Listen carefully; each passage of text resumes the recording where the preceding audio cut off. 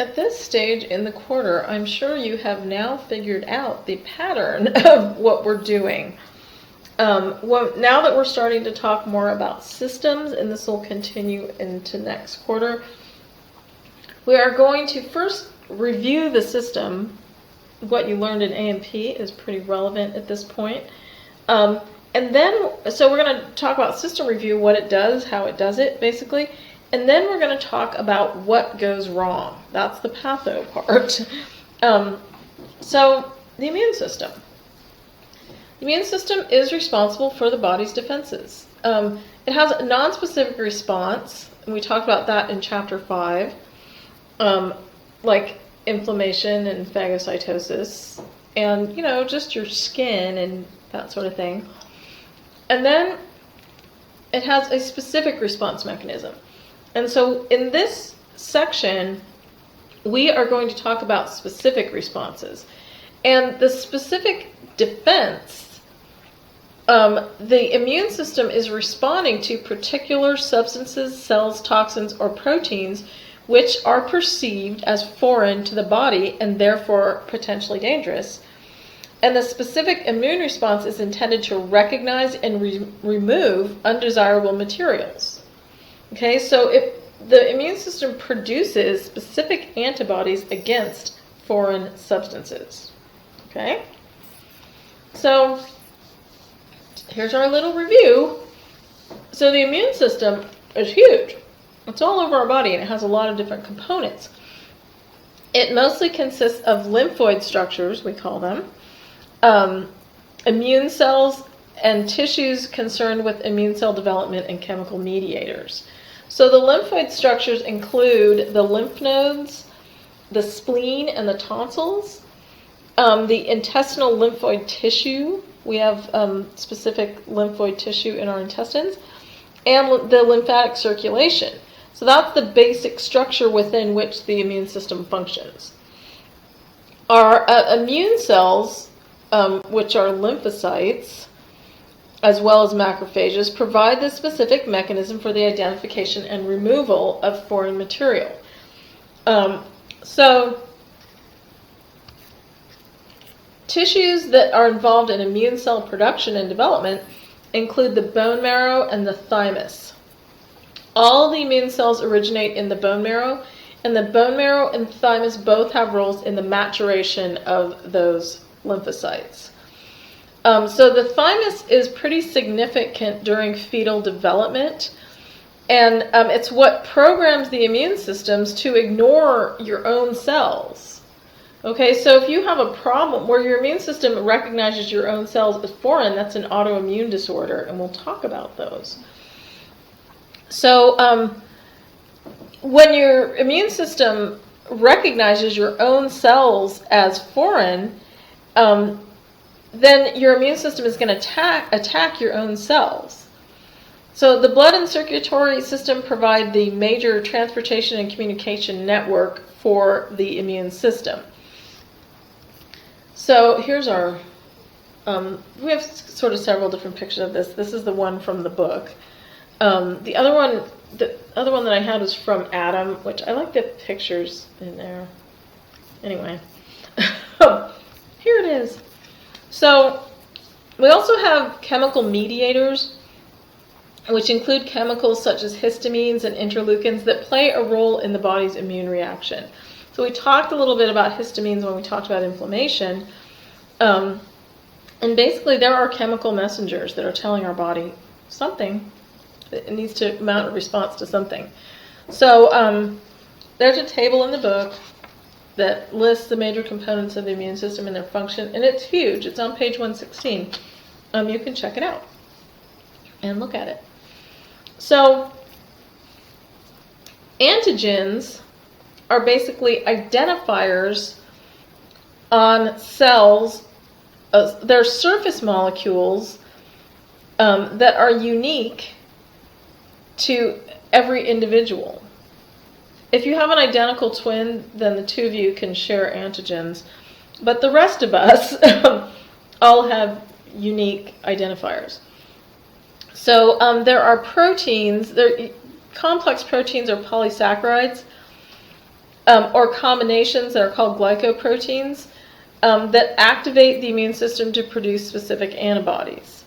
So self-antigens are these proteins that label our cells of like, these are my cells. And the immune system is supposed to ignore self cells. It goes, oh, right, these guys are supposed to be here. I checked their ID, their antigens, and they're supposed to be here. The non-self cells, the immune system recognizes the non-self antigens as foreign, like, oh, I checked their ID and they're not supposed to be here. And so then the immune system develops a specific response to that particular non-self antigen. And then it produces memory cells, which is basically like your little file of everything your immune system has ever encountered. So then later on, if it encounters that antigen again, it can respond quickly. So that's pretty cool. Our immune system has a filing system, and the medium that's being filed is cells.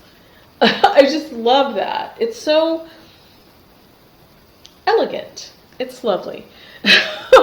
So, okay, we're just going to leave it at that. So the antigens, I love this picture. I mean, it's just an artist's conception of it, but it's just really kind of a neat idea. Like, we have those stylized pictures of cells where they're like little blocks from chapter 1 in this book and other things. But really, cells are spindly little things. They have all these little proteins that are identifying them to the world and doing things for them, like letting in what's supposed to come in and not letting in what's not supposed to come in. So those cell surface antigens are proteins, polysaccharides, and glycoproteins. And they do all sorts of stuff for us, so it's pretty neat. And one of the things they do is they carry our ID that shows our immune system, yeah, I'm supposed to be here. So this is like your passport, your cell's passport to being in the body. You go, yeah, I'm a citizen of this body. I'm allowed to be here. The foreign cells, they don't have the right passport. They're not allowed to be here. Okay, that was just my weird analogy that I came up with out of my head. So of the immune system cells, macrophages are major players. They are responsible for the initiation of the immune response. They develop from monocytes, and we'll talk in chapter 10, which is about the blood systems. We will talk about the development of monocytes. And they're part of a phagocytic system. They occur throughout the body, and they hang out in the liver, the lungs, and the lymph nodes. So they're part of the mononuclear phagocytic system. They engulf foreign material. They're the little Pac-Men of your body. They display the antigens of foreign material. In other words, it finds that foreign cell, it eats it, and then it shows the antigens on its surface to show the immune system, hey, there's something here that's not supposed to be here. And they secrete chemicals, like monokines and interleukins, to evoke a response in the body. So they're all over the place, even though they kind of tend to hang out in certain areas. So by secreting those chemicals, they play a role in the activation of lymphocytes and in the inflammatory response. So the primary cell in the immune system is the lymphocyte. So a T lymphocyte is from bone marrow stem cells, and then they further mature and differentiate in the thymus. This is what's known as cell-mediated immunity. These are our immune cells. We have different ones. We have cytotoxic T killer cells, which those guys wipe out foreign cells. We have helper T cells, and we'll talk a little bit about their role. And we have memory T cells, and those guys are our filing system. So cell-mediated immunity develops when T lymphocytes with protein receptors on the cell surface recognize antigens on the surface of target cells, and they directly destroy the invading antigens. So those guys, there are thin blue line between us and the rest of the world, basically. They're not, I don't think they're really blue, but I love this picture. So they are there to take down the invader. They are there to battle the invader and defeat it. They also activate other T and B lymphocytes. So T cells are primarily effective against virus-infected cells, fungal and protozoal infections, cancer cells, and foreign cells like transplants. So there are a number of subgroups of T cells, and they're identified by their surface receptor molecules. So those cytotoxic T killer cells, they destroy the target cell by binding to the antigen and releasing damaging enzymes or chemicals. And so it destroys the foreign cell membranes, or it could also cause an inflammatory response, which is a nonspecific immune response, of course. The inflammatory response attracts macrophages to the site, and it can stimulate the proliferation of more lymphocytes. So then the macrophages clean everything up, and the memory T cells remain in the lymph nodes ready to activate the response again if the same invader returns. Pretty neat, right? I think it's pretty cool. So when a lot of what we've learned about the immune system in the last 20 to 30 years has to do with research for cancer and AIDS. So there's a bunch of information in the book about the helper T cells and how they work and how they're important in T cell activation. I don't necessarily expect you to know all the details on that, but just to know that there are those different types of T cells that are, basically they're our army of defense in the body, our cellular immunity. So the B lymphocytes are responsible for production of antibodies. So the T lymphocytes are our cellular immunity. The B lymphocytes produce antibodies, which are our humoral immunity. So the B lymphocytes mature in the bone marrow, and then they go to the spleen and lymphoid tissue. So our lymphoid tissue is sort of all over the body. Plasma cells produce antibodies. B memory cells can quickly form a clone of the plasma cells. They go, oh, we need more of these, I'm making them.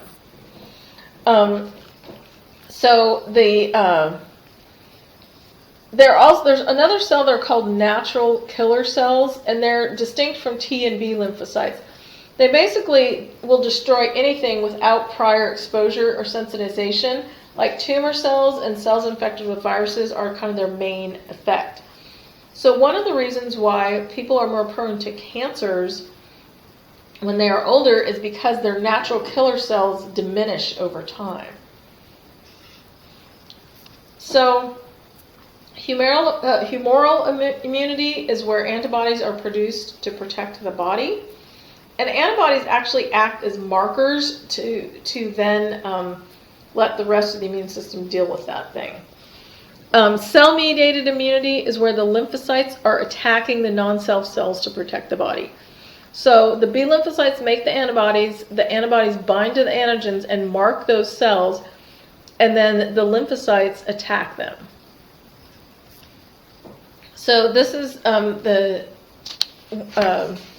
graph from the book, or the graphic from the book, that talks about the development of the cellular and humoral immunities.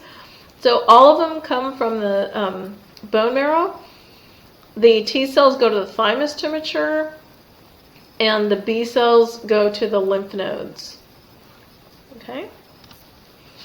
So antibodies, also known as immunoglobulins, there are several different types. They're a specific class of protein that are called immunoglobulins, and they're present in different body fluids. So they can actually test for these guys, which is pretty cool. So each of them has a variable portion which binds to different antigens, and a portion that is constant that attaches to the macrophages. So these are like our little detectors, basically, of the non-self antigens. So the antibodies bind to the specific matching antigen and destroy it. So the specificity of antigen for antibody, it's like a key and a lock. You need a specific antibody to deal with each antigen. So they're kind of floating around in general circulation, and they're divided into classes based on their structure and function. So sometimes they use specific immunoglobulins to treat certain diseases. So I don't expect you to remember the structure, but just kind of the basic, like what's in the PowerPoint is really the most you need to know about specific antibodies. So the IgG are the most common ones. The IgM are the first to increase in any immune response.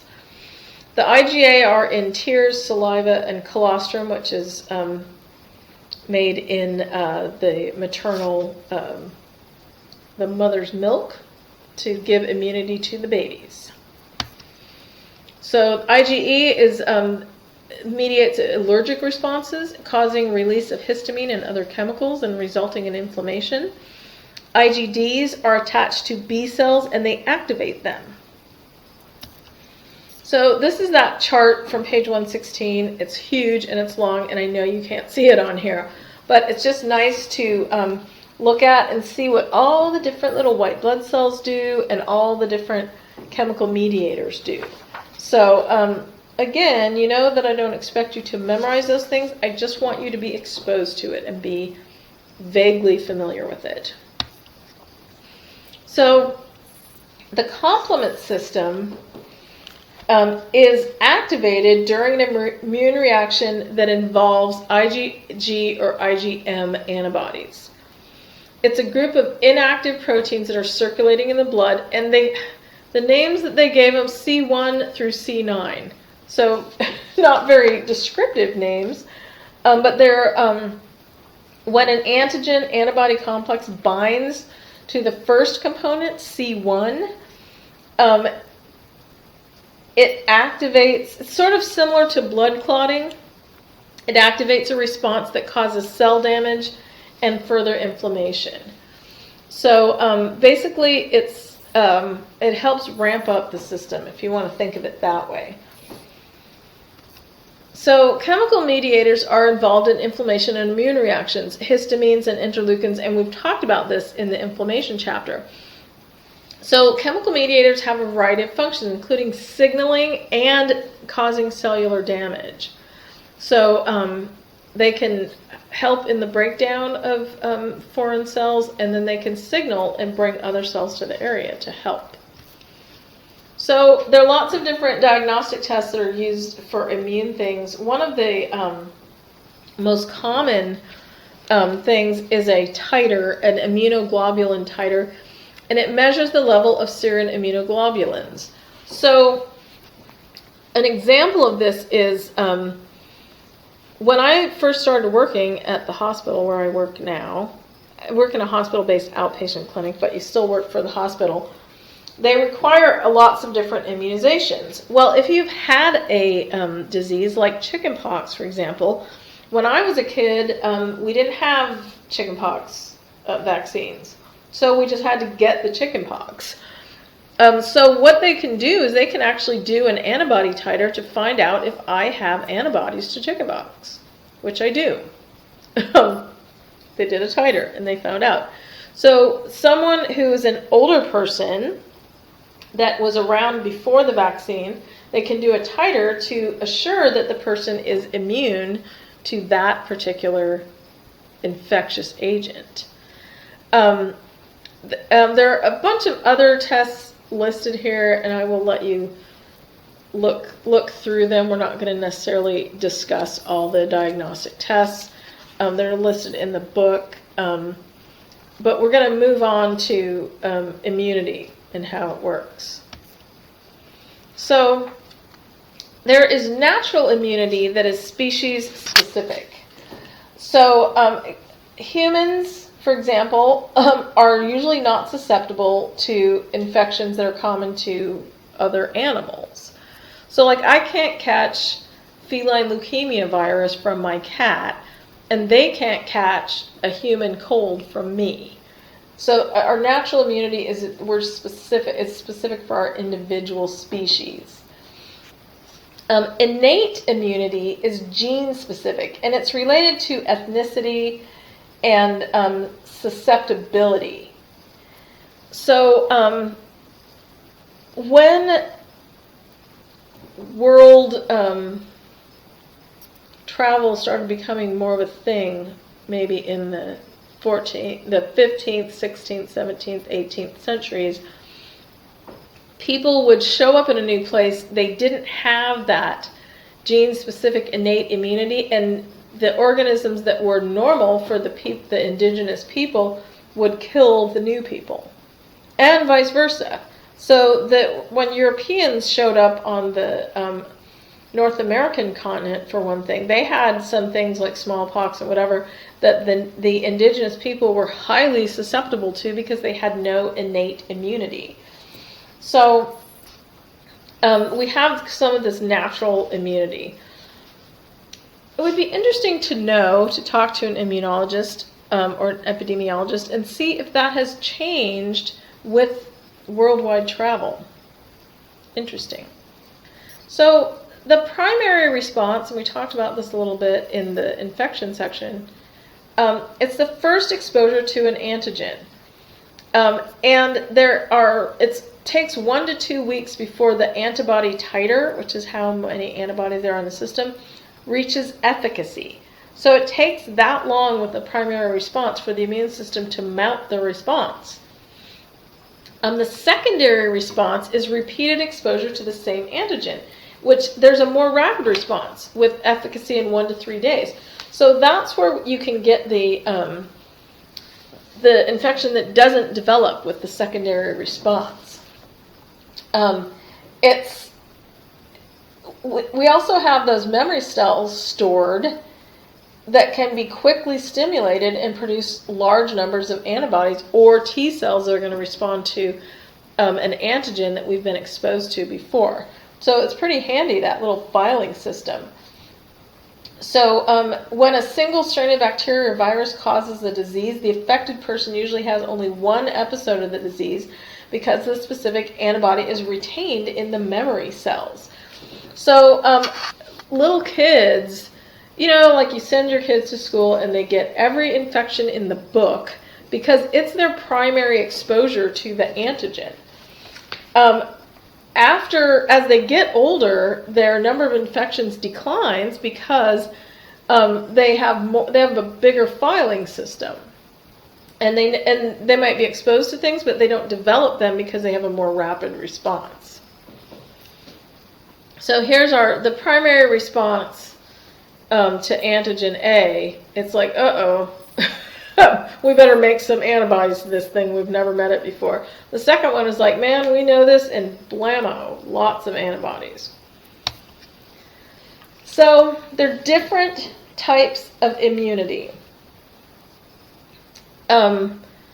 Active natural immunity is natural exposure to an antigen which causes development of antibodies. So the chickenpox are a good example of that. The pathogens enter the body and cause illness, and antibodies form in the host. You have a memory cell. So the person has chickenpox once, and then they are no longer susceptible to chickenpox. That's active natural immunity. Active artificial immunity is where an antigen is purposefully introduced into your body, like with a vaccine. And it stimulates antibody production. It's your immunization and your booster immunization. So the vaccine is injected into the person, no illness results, but antibodies are formed, and the person gains immunity from that vaccine. Passive natural immunity is where antibodies are passed directly from mother to child to provide temporary protection until the child develops their own immune system. And they're transferred across the placenta and through breast milk. The protection, it protects the infant for the first few months of life or until they're weaned.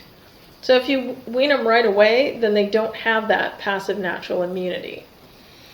Passive artificial immunity is the injection of antibodies. So sometimes they use passive artificial immunity if someone is exposed to a particular microbe or antigen. It's short-term protection until your immune system can mount a response. So those I do want you to know, and there's a lovely table in the book on page 120 that is table 7.3 that explains it quite easily. So just to review, active natural immunity, you get the chickenpox, you're immune to it. Natural exposure to the antigen. Artificial is the vaccine. You get the vaccine, you develop antibodies, you're immune to it. Passive natural is from mother to fetus. Passive artificial is with injection of antibodies, and it gives you short-term protection. So this is the chart I was talking about. That's good stuff to know.